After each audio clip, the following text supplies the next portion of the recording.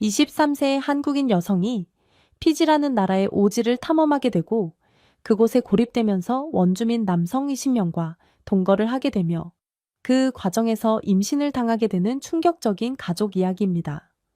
영상 시청하시기 이전에 구독과 좋아요 부탁드리겠습니다. 저희에게 큰 도움이 됩니다. 감사합니다.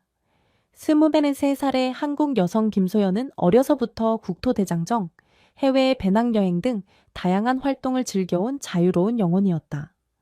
대학을 졸업하고 평범한 회사에 다니는 듯 했지만 여전히 마음 한 구석에는 어디론가 훌쩍 떠나고 싶은 열정이 가득했다. 그러다 2024년 어느 날 유튜브를 통해 알게 된 피지라는 작은 나라의 매력에 마음을 빼앗겨 버린다. 하와이나 타히티처럼 유명 관광지로 각광받는 곳은 아니었지만 작은 섬들이 모여있는 그 나라에서는 여전히 전통이 살아 숨쉬고 때묻지 않은 자연이 아름답게 펼쳐진다고 했다. 아무런 망설임 없이 휴직계를 낸 그녀는 적금을 헐어가며 항공권을 끊었다. 가족과 친구들은 거기 진짜 정보가 없는데 잘못하면 위험할 수도 있어 라며 걱정했지만 호기심 많은 그녀의 마음을 꺾기엔 역부족이었다. 아직 젊을 때 내가 가고 싶은 곳에서 마음껏 부딪혀 보고 싶어. 그녀는 그렇게 두근대는 가슴을 안고 피지행 비행기에 몸을 실었다. 오세아니아 지역에서 비교적 덜 알려진 피지. 태평양 한가운데 위치한 이 섬나라의 발을 디디는 순간 이국적인 공기와 푸른 하늘, 그리고 싱그럽게 넘실대는 바다가 그녀를 방했다. 호놀룰루 같은 유명 관광지보단 훨씬 한적하고 섬세하며 순수한 느낌이었다. 특별히 큰 목적 없이 한 달간 유유자적 돌아다니며 현지인들과 교류하겠다는 생각으로 내려앉은 그녀의 마음은 그때만 해도 이 모든 일이 이렇게 극적으로 변할 줄 꿈에도 몰랐다. 처음 며칠은 수도 수바 근처에서 호텔 생활을 즐기며 근교 유명 관광지와 도시 풍경을 둘러보았다. 피지 사람들의 따뜻하고 순박한 미소, 그리고 곳곳에서 들리는 현지 언어 피지어의 부드러운 리듬이 그녀의 마음을 사로잡았다. 바닷가를 거닐며 그 시원한 바람과 함께 이곳에서라면 한없이 평화로울 수 있겠다는 느낌이 물씬 들었다. 그러나 곧 그녀의 호기심은 또 다른 모험을 부추겼다. 진짜 피지를 만나려면 조금 더 깊숙이 들어가야 해. 오지 마을을 탐방하는 투어에 참여하거나 현지 친구를 사귀어 소규모 섬으로 건너가 보라는 조언을 들은 그녀는 망설임 없이 작은 어선을 빌려 탈 계획을 세웠다. 원주민들이 많이 사는 전통섬이 있다는 얘기를 우연히 식당 주인에게서 듣고 그곳에 꼭 가보고 싶다는 욕구가 치솟았다. 하지만 때마침 날씨가 심상치 않았다. 열대성 저기압이 강하게 형성되고 있다는 기상예보가 나왔음에도 그녀의 모험심은 멈출 줄 몰랐다. 배를 모는 현지인 친구마저 지금은 조금 위험할 수 있으니 내일로 미루자 고 조언했지만 오늘 아니면 기회가 없을 것 같아 라는 이상한 확신이 들어 무리하게 배길에 나섰다. 작은 어선이 코발트빛 바다를 가르며 출발한 지 1시간쯤 지났을 때 갑자기 천둥이 울려 퍼지고 몰아치는 폭우가 그들을 덮쳤다. 배는 세찬 파도에 흔들리고 무엇보다 피지 해역의 지형을 잘 알지 못하는 그녀에게 이런 폭풍우는 거의 공포 영화와 다름없었다. 운 나쁘게도 배는 큰 암초에 부딪혔고 그 충격의 한순간 추진력이 상실되어 조난 상황이 벌어졌다. 어선은 침몰 직전 간신히 근처에 있던 어떤 외딴 섬 해안가로 떠밀려 갔다. 현지인 친구 또한 다급히 헤엄쳐 육지에 오르려 했고 이후 흩어지는 와중에 연락이 끊겼다. 정신을 차리고 보니 김소연은 모래사장에 쓰러져 있었다. 배는 부서져 있었고 주변에는 헤엄쳐 나오는 몇몇 남성들의 모습이 보였으나 상황은 그야말로 혼란스러웠다. 그렇게 하여 도착한 섬은 피지 본섬에서도 거의 알려지지 않은 외딴 곳으로 투칼라이라는 이름을 가지고 있었다. 인근 섬 주민들조차 이곳은 거의 찾아오지 않는 것으로 유명했고 외부 문명과는 최소한의 접촉만 갖고 지내는 전통 원주민 마을이 있다고 알려져 있었다. 김소연이 정신을 차려 눈을 뜬 순간 눈앞에는 지키려는 듯 둘러선 수백 명 남짓한 건장한 청년들과 노인 그리고 몇 명의 여성들이 있었다. 처음엔 두려움이 엄습했지만 이내 그들이 염려 가득한 눈빛으로 다가오자 의외로 경계심보다는 안도감이 들었다. 사람이 사는 곳이구나. 그녀는 다행이라는 생각에 몸을 추스르고 현지인 중 몇 명은 서툰 영어로 괜찮으냐, 다친 곳은? 하고 물었다. 이 마을은 생각보다 규모가 작았고 현대 문명이 거의 닿지 않은 듯 보였다. 마을 중심에는 몇 채의 전통 가옥 판례들이 옹기종기 모여 있었고 그 주위엔 바닷가를 경계로 무성한 열대숲이 우거져 있었다. 인구는 정확히는 모르겠지만 대략 28명 정도가 전부라고 했다. 그중 대부분이 젊은 남성들이었는데 이유는 이 섬에서 출생한 사람들이 성장하면서 다른 도시나 섬으로 떠나고 남아있는 사람들은 아직 마을을 지키기로 한 이들이었기 때문이라고 했다. 김소연의 안내자가 되어준 이는 피지어를 영어와 약간 섞어 말할 줄 아는 라피라는 청년이었다. 그는 다급하게 비 속에서 몸을 떨고 있는 그녀를 작은 오두막으로 데려가며 일단 몸을 따뜻하게 하고 비를 피하라고 했다. 고맙습니다. 라는 말밖에 할 수 없었던 그녀는 그 순간 곁눈질로 보니 동네 청년들만 해도 50명이 훌쩍 넘어 보였다. 이제 어떻게 해야 하나? 휴대폰도 소지품도 대부분 바다에 가라앉았을 텐데. 그녀는 막막함에 눈물이 핑 돌았지만 그래도 목숨이라도 건진 걸 다행으로 여겼다. 며칠이 지나자 이 마을 사람들이 얼마나 순박하고 따뜻한지를 알 수 있었다. 우선 그녀를 다치지 않았는지 돌보고 덮어줄 담요며 먹을 것, 옷까지 마련해 주었다. 쌀이나 빵 같은 서양식 식품은 구하기 어렵지만 코코넛과 타로, 열대 과일 등이 풍부했고 생선을 구워 먹거나 바나나 잎에 음식을 싸서 익히는 전통 방식이 주를 이루었다. 다행히 김소연과 함께 조난당했던 현지인 친구도 며칠 뒤 다른 해안가에서 구조되어 이 섬에 머무르고 있었다. 그 역시 마을 사람들과 의사소통이 어느 정도 가능했으므로 상호 간의 다리 역할을 톡톡히 해주었다. 하지만 기상 상태가 계속 나쁘고 섬을 오갈 만한 배가 없는 지금 상황에선 당분간 탈출이 불가능해 보였다. 한편 이런 상황 속에서 마을의 여성은 단 5명이었고 나머지 500명은 남성이라는 사실이 신기하기도 했다. 그중 대부분의 여성들은 연로한 할머니들이거나 이미 아이를 몇 명 둔 기혼자들이었다. 즉, 이 섬에서 결혼 정년기라 할 만한 젊은 여성은 거의 전무했는데 그래서인지 청년들은 소연을 호기심 어린 시선으로 바라보았다.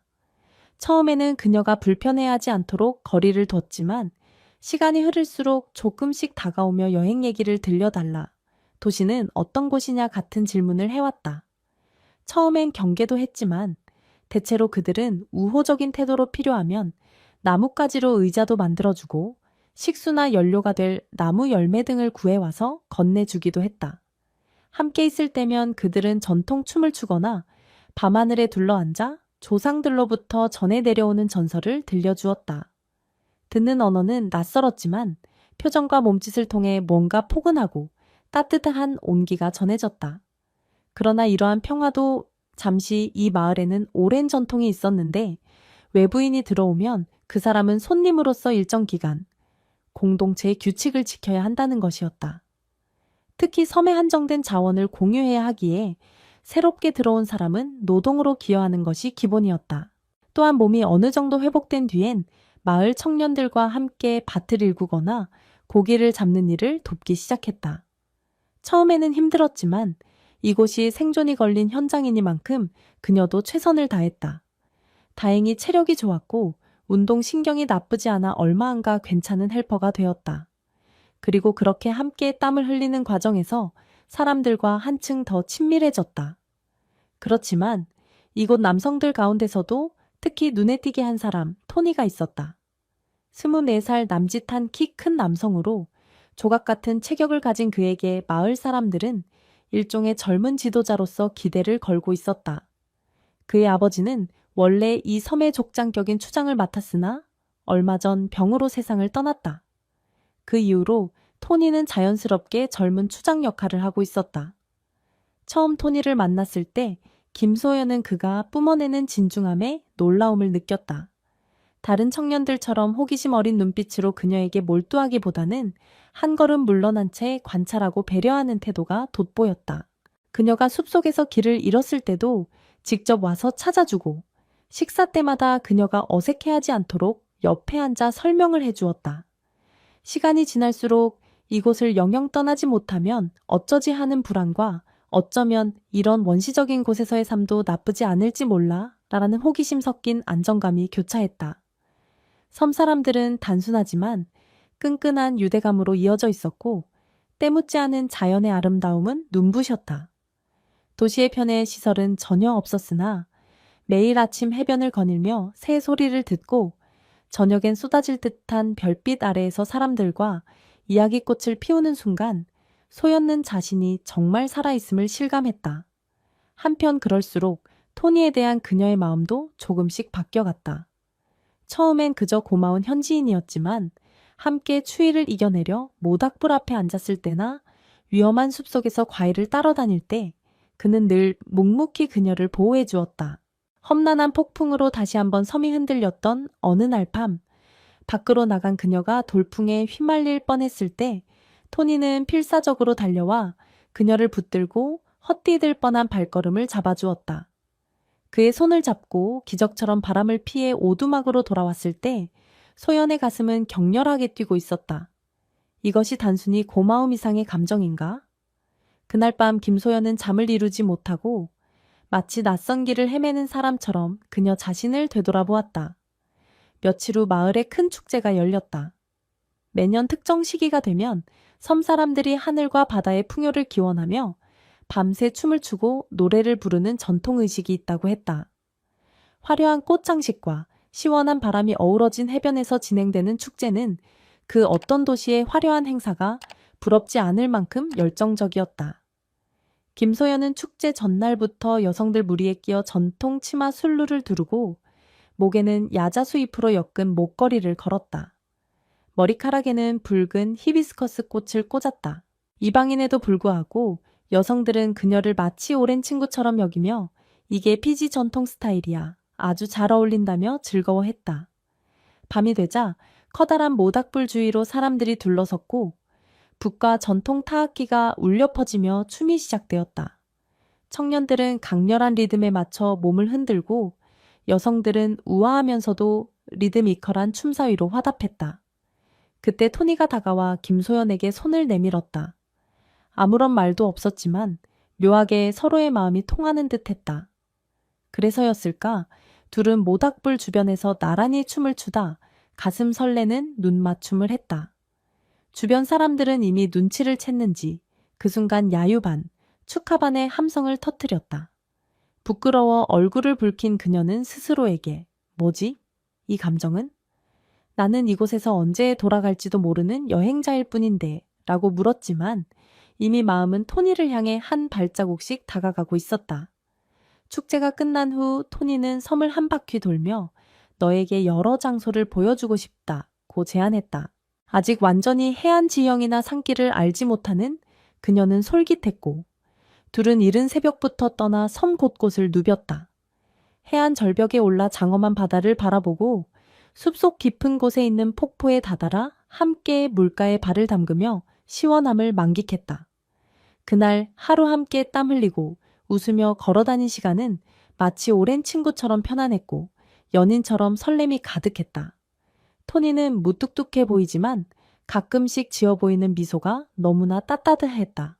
한낮의 강렬한 태양이 기울어갈 즈음 두 사람은 해변께 앉아 일몰을 감상했고 그 순간 둘 사이에 자연스러운 포옹이 오갔다. 하지만 그와 동시에 김소연의 머릿속에는 현실적인 걱정이 스쳤다. 분명 언젠가는 구조를 위해 본섬이나 바깥 세계와 연락이 닿을 테고 그럼 나는 돌아가야 하잖아. 한국에서의 내 삶이 있는데. 이러한 고민은 마음 한편에 무겁게 자리 잡았다. 아직 서로의 나라나 문화에 대해 깊이 알지 못하는 상태에서 무작정 사랑에 뛰어드는 게 옳은 걸까? 마을 주민 중 일부, 특히 연장자들은 바깥에서 온 사람과 깊은 정을 나누는 것은 이 마을의 전통과 맞지 않을 수 있다며 걱정하는 시선도 보냈다. 그러나 섬의 젊은이들은 또 한편으론 설렘 가득한 눈길로 둘을 지켜봤다. 소연이 토니의 배우자가 된다면 마을에 새로운 바람이 불 수도 있지 않을까. 그런 희망 섞인 얘기들이 조심스레 오갔다. 마침내 어느 날 근처 섬으로부터 온 소형배가 연료와 물자를 구하러 투칼라의 섬을 찾았다. 그들은 수도수바와 간간히 연락을 주고받는 가게의 소유주들이었는데 그날도 폭풍 피해가 심해 제대로 물자를 전달하지 못해 이렇게 직접 나왔다고 했다. 이를 통해 외부와 통신할 수 있다는 희망이 생기자 소연는 자신이 조난 상태라는 사실을 알려 구조를 요청할 수 있을 거라 기대했다. 하지만 연락선은 오래 머무르지 못했고 겨우 짧은 교신만 한 뒤 다시 돌아가야 했다. 상황이 생각보다 복잡했고 폭풍으로 인해 항해 조건이 좋지 않아 당장 대규모 구조를 오게 하긴 어렵다고 했다. 또 몇 주 뒤에나 배가 올 가능성이 있다는 말만 들었을 뿐 함께 조난되었던 현지인 친구 역시 기상 문제 때문에 당장엔 이동이 어렵다고 하니 조금만 더 기다려보자고 말했다. 그날 뜻밖의 충격이 찾아왔다. 숲속에 먹을 것을 구하러 들어간 마을 청년 중 한 명이 독사에 물려 위급해졌다. 마을에 주치의나 병원이 없는 상황에서는 민간요법에 의존해야 했는데 시간이 지체되면 목숨이 위험할 수도 있었다. 이제 너는 우리가 쓰던 해열제나 진통제를 알고 있지 않니? 도시 의약품이 있으면 도움이 될 텐데. 마을 사람들이 간절히 물었지만 그녀가 가지고 있던 의료용품도 폭풍에 잃어버렸거나 남아있지 않았다. 다급해진 토니는 자신이 직접 독을 빼내려 했으나 충분한 정보가 없었다. 절박한 상황 속에서 소연은 비상용으로 남겨둔 파우치에서 소량의 항생제, 감기약과 함께 간단히 지니고 있던 것들을 꺼냈고 주민들이 써오던 전통 약초와 혼합해 최선을 다해 보았다. 다행히 적시에 응급처치를 하여 청년은 간신히 기력을 되찾았다. 이 사건은 마을 모두를 흔들어 놓았다. 정말 고맙다. 네가 없었으면 라피는 죽을 수도 있었어. 이런 생사의 고비를 함께 넘기며 이방인 김소연은 더 이상 그냥 손님이 아닌 우리 가족 같은 존재가 되어갔다. 토니 역시 그녀를 바라보는 시선이 더욱 애틋해졌고 이는 소연의 마음도 마찬가지였다. 그리고 운명처럼 찾아온 어느 밤 소연은 열대야의 잠 못 이루다 시원한 바닷바람을 쐬기 위해 밖으로 나왔다.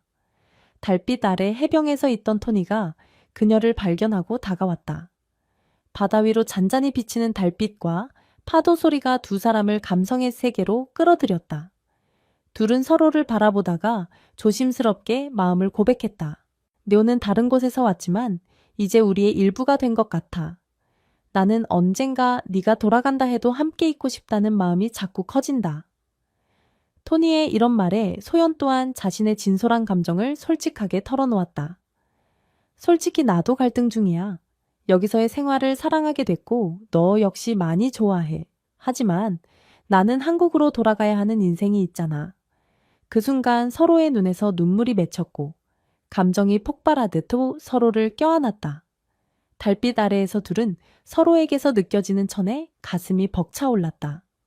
마치 처음 만난 인간이자 영원히 잃고 싶지 않은 상대처럼 강렬한 이끌림을 느꼈다. 많은 것을 다 털어놓지도 않았는데도 이 한 번의 포옹이 모든 것을 대신하는 느낌이었다. 그날 밤 긴 대화를 나눈 후 마을 가장자리에 있는 해변 오두막에서 둘은 조심스럽게 서로의 마음을 나누었다. 그것은 욕정이 아닌 두려움과 떨림, 그리고 깊은 사랑이 섞인 축복 같은 순간이었다. 이 사람을 지켜주고 싶다는 순수한 마음과 함께 이제는 도시에서 느끼지 못했던 본능적이고 절실한 감정에 온몸이 휩싸였다. 그리고 이 일이 향후 그녀의 운명을 결정짓는 실마리가 되리라고는 아직 알지 못했다. 시간이 흘러 몇 주 뒤 바깥 세상으로부터 약속했던 구조 신호는 오지 않았다. 날씨는 더욱 변덕스러워지고 마을은 자급자족 생활 속에서 바쁘게 돌아갔다. 그러던 중 김소연은 몸이 자주 나른하고 어지럽다는 걸 느끼기 시작했다. 처음에는 더위와 낯선 음식 때문일 거라 생각했지만 갈수록 속 울렁거림과 메스꺼움이 심해졌다. 혹시나 하는 마음에 자신도 모르게 가졌던 휴대용 임신 테스트 기기가 떠올랐다. 원래는 다른 용도로 챙겨뒀던 것인데 여행 중 만약의 사태를 대비해 가방 깊숙이 넣어둔 것이었다. 어렵게 파우치 밑을 뒤져 찾은 후 몰래 테스트를 해본 그녀는 결과가 양성임을 확인하고 말았다. 임신? 말도 안 돼. 여기서? 믿기지 않았지만 명백한 사실이었다. 충격과 기쁨, 그리고 두려움이 한꺼번에 몰려왔다. 토니에게 이 사실을 알렸을 때 그는 믿을 수 없다는 듯 놀라며 이어 엄청난 감격과 설렘을 표했다. 이제 이건 하늘이 주신 축복이야. 우리 아이가 생겼다는 거잖아. 어떻게 해야 할지 모르겠지만 나 정말 행복해. 토니는 달빛보다 더 맑은 눈빛으로 그녀의 손을 꼭 붙잡았다. 하지만 동시에 김소연은 고민에 빠졌다. 지금이라도 구조대가 오면 나는 한국으로 돌아가야 할 텐데. 그런데 이미 임신까지. 내 부모님은, 내 친구들은 어떻게 받아들일까? 또한 이곳에서 계속 살아야 하는 걸까? 현대 의료 시설 없이 아이를 낳는다는 게 가능할까? 온갖 질문이 머릿속에서 떠나지 않았다. 그 사실이 마을에 알려지자 대부분의 사람들은 놀라움과 기쁨을 드러냈다. 오랫동안 젊은 세대에 출산이 거의 없었던 섬에 새로운 생명이 찾아오는 것이니 마을 전체의 경사라고 여겨졌다. 특히 어른들은 이제 곧 우리 후손들을 이어갈 아이가 탄생하니 하늘이 축복을 내린 것이라며 환호했다. 물론 고민도 있었다. 출산은 어떻게 하지? 이 섬엔 전문 의료진도 없고, 그러나 다른 섬에 가서 조산을 배운 경험이 있던 할머니가 있었고, 그녀는 전통적인 방식으로 산모를 돌볼 수 있다고 자부했다. 또한 김소연이 원하면 우리 모두 힘을 합쳐 더 안전하게 해줄 수 있다는 의견이 모아졌다. 토니 역시 그녀를 더 책임감 있게 지켜야 한다는 생각에 마을을 위한 각종 일들을 더욱 열심히 했다.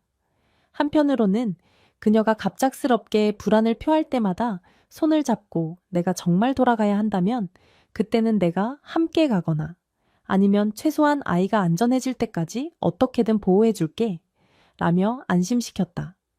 그렇게 섬에 더욱 스며들 무렵 마침내 외부에서 소형 보트 한 척이 찾아왔다. 이번에는 날씨가 잠잠해져 수바 쪽에서 구조대 비슷한 인원이 일부 도착한 것이었다. 그들은 작은 무정이를 통해 이 섬에 한국인 조난자가 있다는 소식을 입수하고 왔다고 했다. 소연의 현지인 친구는 눈물을 글썽이며 달려왔고 우리가 드디어 돌아갈 수 있어 라며 기뻐했다. 하지만 막상 돌아갈 수 있게 되었다는 사실이 소연에겐 기쁜 소식이기도 하면서 더욱 큰 갈등을 던졌다. 정말 떠날 것인가? 아니면 여기에 남을 것인가? 배는 곧 떠날 예정이고 만약 이번 기회를 놓치면 언제 또 구조나 교통편이 올지 알 수 없었다. 섬 주민들, 특히 토니의 표정은 복잡했다. 네가 원하는 대로 해야 해. 억지로 잡을 수는 없어. 하지만 떠난다면 아이와 너는 어떻게 되는 걸까? 그에게도 이 선택은 잔인했다. 토니는 그녀가 도시로 돌아가 안전하게 출산하고 원하면 다시 이곳으로 돌아오면 된다고 말했다. 다른 주민들도 가서 현대적인 병원에서 아이를 낳고 다시 돌아오는 게 어떠냐고 권하기도 했다. 결정의 시간이 다가왔다. 그녀는 바닷가에서 무거운 발걸음으로 작은 배를 바라보며 온갖 기억들을 되짚었다. 하지만 머릿속보다 더 큰 목소리를 내는 건 뜨거운 심장이었다. 내가 진정 원하고 내 아이에게 전해주고 싶은 삶은 뭘까?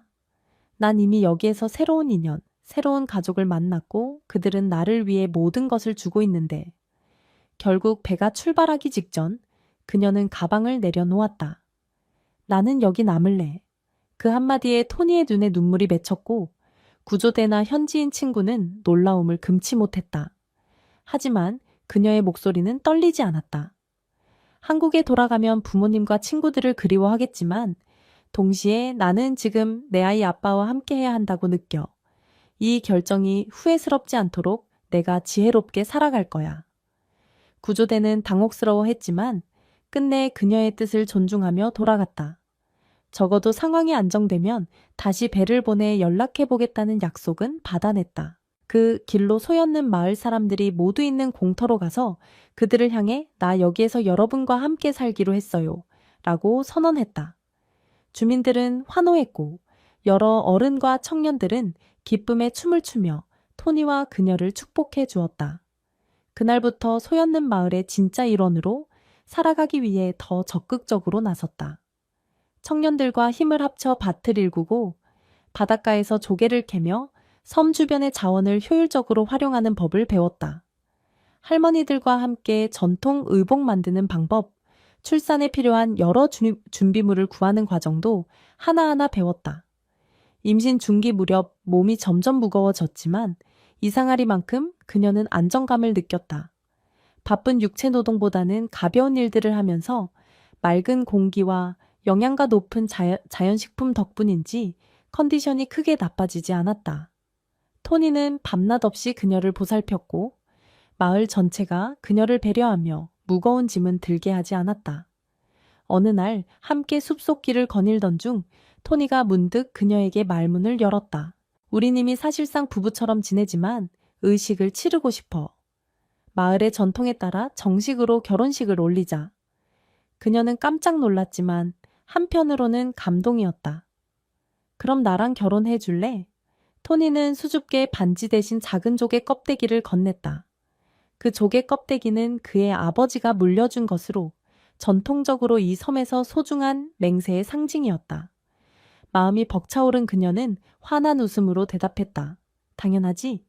나도 내 곁에서 우리 아이와 함께 행복하게 살고 싶어. 그러자 토니는 조개 껍데기를 그녀 손에 쥐어주고 부드럽게 포옹했다. 이런 모습에 마을 곳곳에 있던 사람들은 두 사람을 향해 축복의 함성을 질렀다. 결혼식은 마을 전통에 따라 해변에서 이루어졌다. 더 없이 청량한 푸른 바다가 배경이 되고 신랑 신부는 꽃으로 장식된 술루를 입은 차에 서로에게 맹세를 주고받았다. 촛불이나 웨딩 케이크 대신 바닥에 깔린 야자수 잎이가 꽃길, 그리고 주민들이 마련한 열대 과일과 구운 돼지고기로 축하 잔치가 벌어졌다. 강렬한 북소리와 춤, 노랫소리가 밤새 이어졌고 고진했던 외딴 섬은 마치 축복의 불빛으로 환히 빛났다. 그날 이후 마을 전통 가옥 한 채를 토니와 함께 꾸미며 소연는 피지의 세대가 되었다. 아직 언어가 완벽하지 않아도 몸짓과 웃음으로 다들 서로를 이해했고 특히 할머니들의 자애로운 보살핌은 각별했다. 임신 후기에는 가끔 배가 뭉치고 한국이었다면 병원에 가서 이것저것 검사를 했겠지만 여기서는 할머니의 약초차와 마을 여성들의 돌봄이 큰 힘이 되었다. 물론 요즘 세상에 이런 출산 방식이 위험할 수 있다는 걸 알기에 불안한 마음이 전혀 없진 않았다. 그럼에도 이곳에서라면 안전하게 낳을 수 있다는 주변 사람들의 확고한 믿음과 스스로도 매일매일 태동을 느끼며 묘한 자신감이 자라났다. 드디어 만삭이 된 어느 날 밤 갑작스럽게 진통이 시작되었다.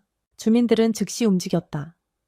물을 두고 아이를 받을 장소를 깨끗이 정리하며 할머니가 중심이 되어 다른 여성들과 함께 분주히 준비에 나섰다. 토니는 초조함에 발을 동동 구르면서도 옆에서 그녀의 땀을 닦아주고 손을 꼭 잡고 있었다. 진통은 길고 고통스러웠다. 익숙한 무통 주사나 병원 시설이 없는 상태에서 그녀는 온몸을 떨며 겨우 아이가 나오길 기다렸다. 할머니가 호흡을 천천히 힘을 주렴 하고 반복해서 지시했고 주변 여성들도 괜찮아? 할 수 있어 라는 말로 용기를 북돋아 주었다. 그러다 몇 시간 후 마침내 아기의 울음소리가 밤하늘에 울려 퍼졌다. 무척 힘겨워했던 소연은 눈물을 흘리며 안도했다. 우리 아이. 토니도 마치 기적을 본 듯 아기를 받아든 뒤 고맙다. 정말 고생했어.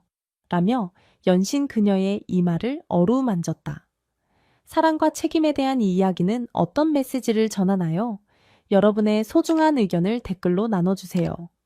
이 영상을 사랑해주셔서 진심으로 감사드립니다. 채널에 좋아요를 누르고 공유하며 구독으로 저희를 응원해주세요. 여러분의 뜨거운 지지가 더 많은 감동적인 이야기를 전할 수 있는 원동력이 됩니다. 감사합니다.